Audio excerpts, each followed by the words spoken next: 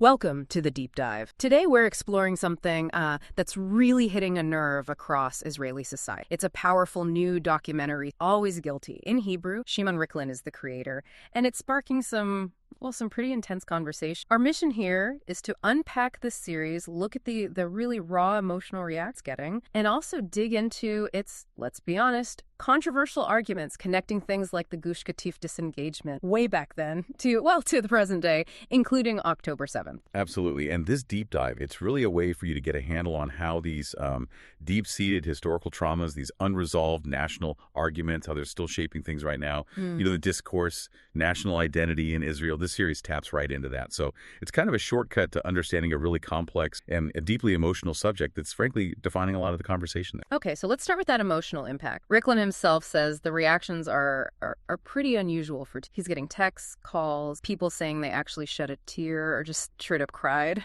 It seems like it's hit something deep because, as he puts it, that open wound from the Gush Katif expulsion, the settlements in Gaza, it's still raw in the hearts of so many people. He talks about bringing back voices from the past. The response sounds quite overwhelming. It really does. And I have to say, watching it myself, it definitely brought back that choking feeling, that frustration from the time. I remember the demonstrations, Kfar Maimon, and that feeling, that protesters were just being demonized. It is fascinating, isn't it? How something like the disengagement, we're talking 2 decades ago, how it just stays so unresolved in the collective memory. And the intensity of these reactions now to a TV series, it just highlights that perfectly. The power of Always Guilty, I think, is how it digs up those old feelings, those voices, taps right into that wound that hasn't healed. It really shows how shared national trauma just lingers. Yeah. It really does. And that lingering feeling brings us right to one of the key moments the series revisits, Kfar Maimon. That decision not to breach the fences there, it's still a huge point of contention for people who oppose the disengagement. Riklin talks about his own feelings about that decision changing over time, right? He does, yeah. He's very open about it.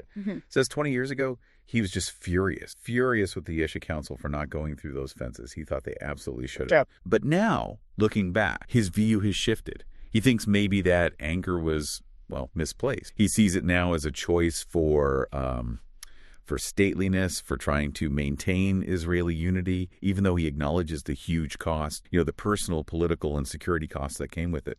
It makes you think, what's the real price of unity in those moments? And it's not just Riklin wrestling with it. You mentioned Shaul Goldstein. One of the people who actually made the decision not to breach, he thought it was right back then. But now he's wondering if breaching might have actually saved people. That sounds like, wow, just an agonizing thing to live with. Oh, absolutely agonizing. And that choice, its complexity, it just keeps fueling this debate, doesn't it? Yeah. About protest versus civil disobedience versus keeping the country together. Riklin's conclusion now seems to be that for the Yesha Council, there wasn't really another option without betraying the kingdom, as he puts it. And he says very firmly, you cannot go on to become a Kaplan. Okay, Kaplanist. We'll definitely circle back to that term later. But first, the title itself, Always Guilty. Such a strong title. What's the thinking behind it, according to Riklin? Well, he explains it on a couple of levels. First, there's a kind of religious historical resonance. He links Always Guilty to 2 kinds of sacrifices, korbanot, from the temple time. So it immediately connects to these really deep historical religious ideas, the temple's destruction, Tisha B'Av coming up. It adds this profound context. Okay, so there's that deep historical, almost spiritual layer. But how does he connect that ancient idea to, modern Israeli society? Right. That's the main thrust. Beyond the history, he uses the title as a sharp societal critique. He argues it represents a specific group in Israel, the ones he calls the most dedicated, most combative, the most sacrificing. And he points mainly to religious Zionism, people from the periphery. His argument is, look, these people contribute so much heavy military service, building settlements, sometimes paying the ultimate price. But they consistently get labeled, Death Eaters. They're seen as the enemy of peace, or just getting in the way by certain elites anyway. He calls it a unique phenomenon, right? Where the people contributing the most, even in combat, are looked down on by, and he calls jobnik, desk workers who don't serve in there. Exactly. He sees it as this bizarre inversion, and he blames it on what he calls a great confusion among parts of the Israeli elite. They still see the right wing, the periphery, as the main enemy, rather than, say, Hamas. And how does he see that playing out now? You mentioned current campaign. Yeah, he points to things like the current hostage campaign, or what he terms the Arava campaign, alleging it's about kids supposedly starving who aren't actually starving. He sees these as part of a long-running project. He specifically names outlets like Haaretz newspaper, the Shokin family, saying their goal is to push Israel back to what they see as its correct and natural place. And part of that in his view, involves constantly painting this contributing public as essentially the evil in this story. Wow. So the series is definitely not just a history lesson. It's making a direct, very pointed argument about the present, arguing that October 7th is a clear continuation, even a result of the... That's a heavy claim. It's incredibly heavy and hugely controversial. Yeah. He gets there by drawing this parallel we touched on earlier between the choices around the disengagement and the Kaplanists, his term for the judicial reform protesters. Right, the Kaplanists. Explain that connection. So his perspective is this. The Kaplanists, he argues, managed to halt the judicial reform, partly because they had backing from powerful institutions, the courts, the media. But he claims they achieved this by, and he quotes Tzvi Handel here, knowing how to hate the people of Israel.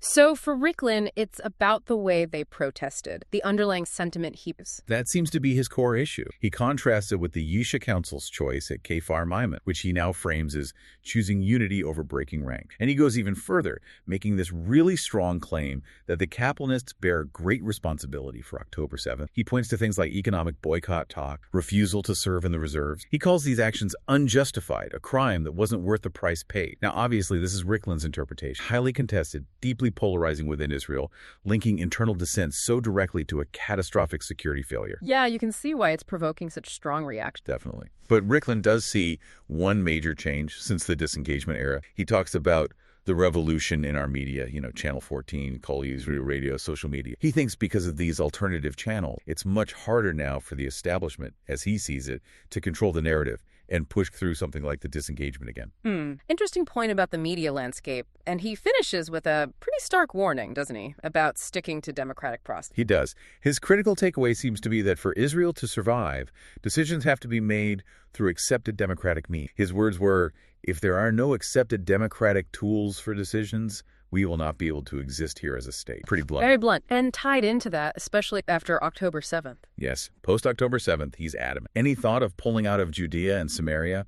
Unthinkable for him. He believes it would lead to an invasion potentially even more severe, much worse than October 7th. For Riklin, withdrawal now equals an existential threat, given the new reality on the ground. Okay. So wrapping this up, this deep dive into Always Guilty really shows, I think, the incredibly raw nerve it's touched. It's reigniting these complex, painful debates about the disengagement, about history, but also issuing these really stark warnings about divisions in society now and what they mean for security forward. It leaves you with some big questions, doesn't it? Like, in a country constantly dealing with conflict, with these historical wounds, what is the real cost of internal division? And how do powerful stories, like the one Riklin is telling in Always Guilty, how do they actually shape not just how we see the past, but the choices we make about the future? Maybe understanding these really deep-seated perspectives, even the challenging one, is part of having a more, informed conversation about where things are headed. Definitely food for thought. That tension between unity and dissent, the long shadow of history. We hope this gives you plenty to think about as you continue your own deep dive.